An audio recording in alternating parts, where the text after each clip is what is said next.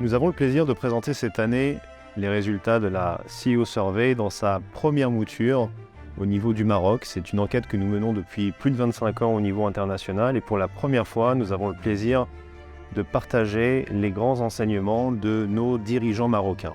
Premier élément, un très fort niveau de confiance des dirigeants des entreprises marocaines dans la capacité de leur entreprise à traverser les zones de turbulence économique. La CEO Survey Global nous montre dans un premier temps les entreprises ont répercuté l'inflation sur leur prix de vente et ça c'était sur toute la période 2022 et début 2023 et aujourd'hui en fait elles cherchent d'autres marges de manœuvre pour essayer de contrer l'inflation et c'est à travers la baisse des coûts de production et plus particulièrement des charges d'exploitation. L'efficience opérationnelle est un des leviers qui permet de réaliser des gains de productivité. Ce sujet-là n'est pas nouveau, mais la perception des dirigeants dans la capacité de ce levier à avoir un impact fort sur l'entreprise est beaucoup plus conséquent que par le passé.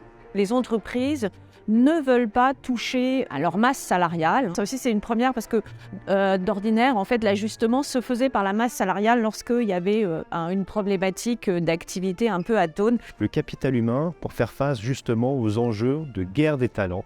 Et donc là, l'enjeu est double, attirer les talents, mais les retenir également. Malgré une conjoncture économique mondiale engendrant des difficultés de taille pour l'entreprise marocaine, je reste optimiste et estime qu'il existe aujourd'hui un momentum qu'il faudra saisir pour construire l'économie du Maroc de demain.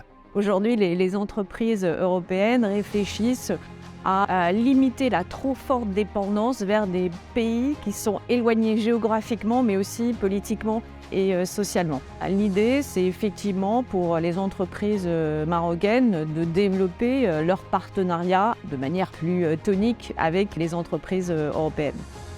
Ce momentum est marqué par la mise en œuvre de la charte d'investissement qui apporte des incitations exceptionnelles aux porteurs de projets par l'activation aussi du fonds Mohamed VI pour l'investissement. Il y a la proximité, comme ça a été dit, géographique, il y a la proximité dans les fuseaux horaires. Il y a aujourd'hui toute l'infrastructure qui permet d'avoir des flux de façon relativement aisée entre le Maroc et le continent européen. Et effectivement, on a cette fameuse stabilité économique, cette stabilité politique. On va dire qu'à l'échelle nationale, le pays coche quasiment toutes les cases. Ensuite, lorsqu'on se ressent sur les entreprises, on en arrive à ce fameux sujet, on en a parlé longuement durant cette CEO Survey, qui est la transformation. Cette transformation, c'est justement pour leur permettre d'être des partenaires crédibles dans le cadre de cette relocalisation, de cette co-construction avec les partenaires européens.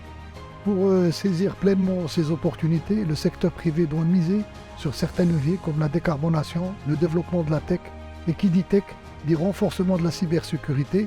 L'État doit quant à lui poursuivre certaines actions visant à améliorer le climat des affaires via la simplification de procédures, la révision du code du travail et la réforme de la formation professionnelle, pour ne citer que celle-ci.